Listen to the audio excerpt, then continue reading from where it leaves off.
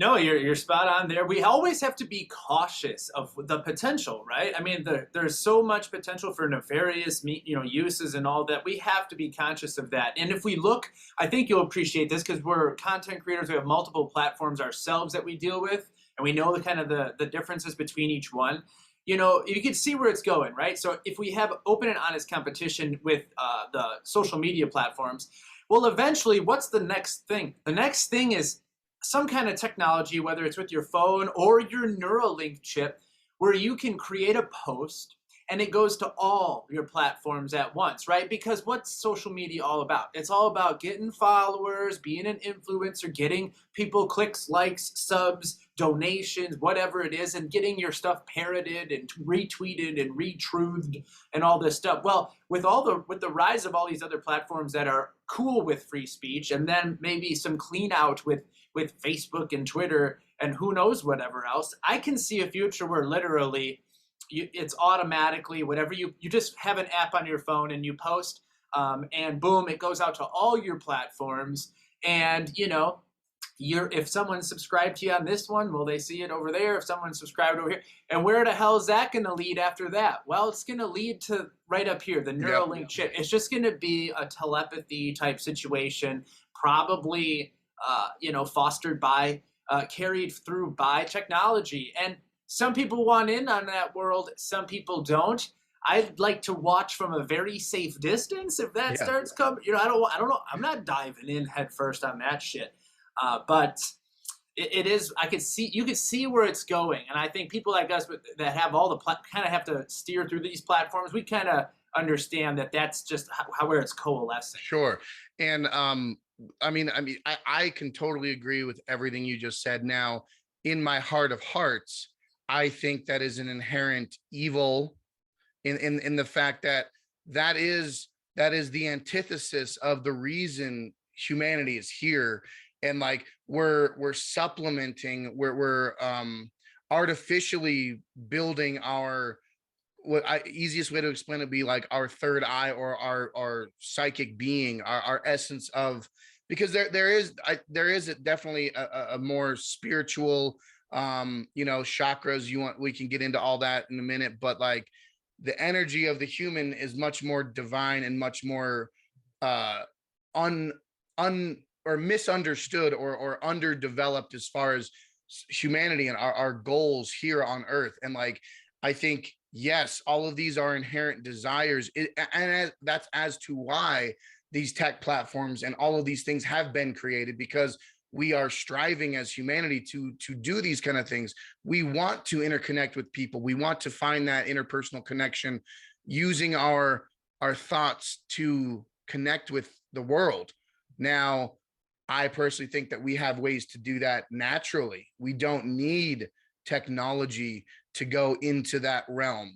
But so many people are impatient. We want immediate satisfaction. We want immediate gratification. We want the clicks, and we want that serotonin boost of the social medias. So we've been separated from what that inherently means, and how we can, you know, sit down with ourselves and calm our minds, and use, whether it's the astral plane or some sort of transcendental pathway to connect. I mean, we've all had these moments where, like, whether it's a strange foreboding or foretelling dream, or some sort of deja vu type thing, where we can connect to people that we might not have thought about, or we never heard of, or heard from in years.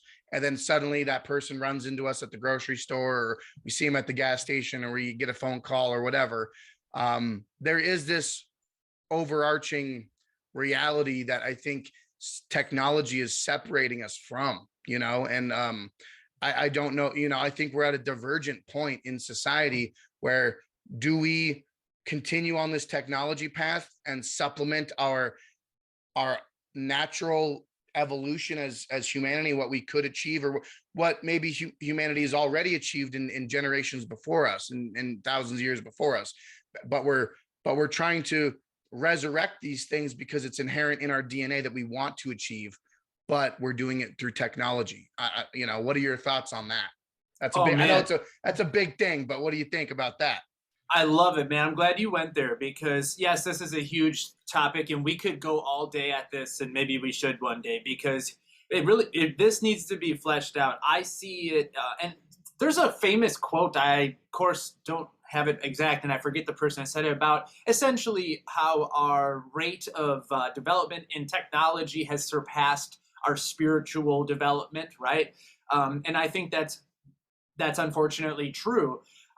We are, and you know what's really trippy is if you get into like the secret space program and what kind of technology may have existed already for half a century or more that actually has been sequestered and kept secret from us and not in the public domain yet.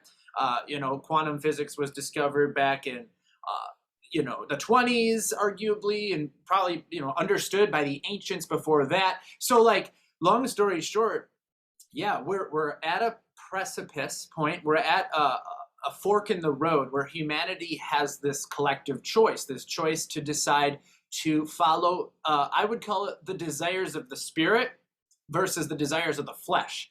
And the desires, and I'm not trying to be like godly or anything like that. I'm just saying I mean, that's what it is, right? Right. So with the technology side, right?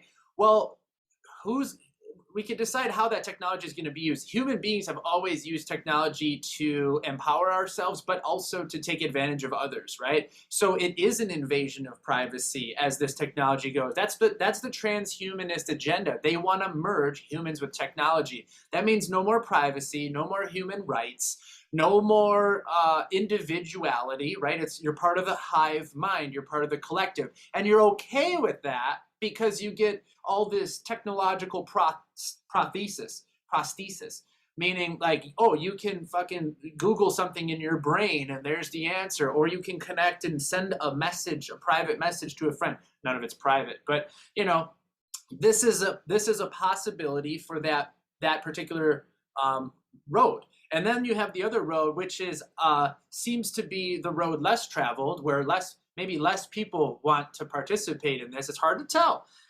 Where we maybe want to distance ourselves from the technology that totally works against you. Ruins privacy, ruins freedom, ruins free thought, and we just more want to connect with nature. And you are 100% right, I believe, when you talk about the ability to transcend this reality with your own mind. And whether we can get into the chakra system, we can get into how the third eye connects to kind of the timelessness and spacelessness of our existence, and can see through these illusions that we kind of have to live in human form, and we have to learn about in our human form, but we're actually divine infinite beings that can see through this stuff. And I'm 35 years old. In my early 20s and mid 20s and whatnot, I played around a lot with other types of contact, if you will, and deep meditation and many kinds of things like that to explore consciousness. And that is absolutely the case. Now, which one's better? I'm going to argue the natural path is better. And that's just because, that's between you and and God, if you will, you and the spiritual realm. And that sounds way cooler to me, way more interesting to me. The ability to connect to infinite cosmos in various ways versus like what the World Economic Forum has sanctioned for my experience. Sorry, screw that. They're trying to suck your soul energy. And this gets into another thing, and I'll close it out with this, but this idea of extra or higher dimensional conquest. So if you think about the natural evolution of life forms, right? They say in theory that it's like, oh, first there was a single cell organism, and then it moved into, more than one cell, multicellular. Then it was long chain polymers, and then it became, these other organisms. There's always this conquest to the next higher dimensional experience, and that therefore all of a sudden you have humans, and we exist in many dimensions. We kind of move physically in 3 dimensions of space, 1 dimension of time. But what's beyond that? Some folks are kind of figuring this out now, hyperspace, so on, 4D, 5D, etc. You hear these terms, 4th and 5th density sometimes. Well, that seems to be kind of a natural progression. And the crazy globalists on planet Earth that have taken over or think that they're going to take over, they have a plan to you know, to conquer the higher dimensions through Yep. technology. They have a plan to do that, and you're the pawn, you're the guinea pig, and we're going to do it. And then you have the other side, which is, well, I want higher dimensional conquest as my own spiritual adventure, and I want that, and I'm going to move towards that. And I Right. think we're at a fork in the road where it's up to you to decide. Exactly. And what you just said there, bringing in the World Economic Forum and how these globalists are trying to, in the easiest term, package and resell this natural idea that I think everyone has the ability to achieve. But see, they're putting it on the shelf with the price tag of your soul, right? Or your being, right? Or your essence, but it's all there. It's easily accessible. You can just do it, right? It's right there, but there's a price. And meanwhile, the natural path, or what we're talking about with the astral plane, the third eye, it takes patience. It takes perseverance, dedication. It takes mental fortitude to like zone in and hone in on this higher, like it's not easy. You can't just flip it on like a light switch. It doesn't work that way. But it takes time to achieve that sort of enlightenment. And like, you know, we can call it the Christ consciousness, we can call it, nirvana, but I think it all ties into the same metaphysical understanding of this reality. And like, it goes into this evolution, like you were saying, of the smaller things to the larger things to the larger things. Now we're in this plane, and I have a really great book here. It's, I don't know if you can read it. It's bad. It's called Fringe Knowledge for Beginners. I Right? bought I bought this, like, wow, I would say 10, 15 years ago. I think we just, you and I probably picked these metaphysical or astral journeys around the same kind of time frame in our lives, mid 20s, early 20s.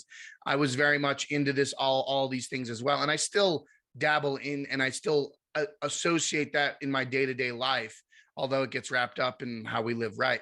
But what it comes down to is this book mentioned that you have the first dimension, the second dimension, and then you have the third dimension. The third dimension is the dimension of decision making and free will and free thought, and how sovereign souls and sovereign beings in this reality navigate. And that, therefore, you fill your cup of good intentions or bad intentions or this, that, and the other. And maybe it's the weighing of the scales. I don't know if you watched the Moon Knight episode. I'm a Marvel guy, but Moon Knight, one of his things is, one of the gods in Moon Knight is the weighing of the scales. And if you're a good person, even on deeds you haven't done yet, this scale will weigh your entire life before you.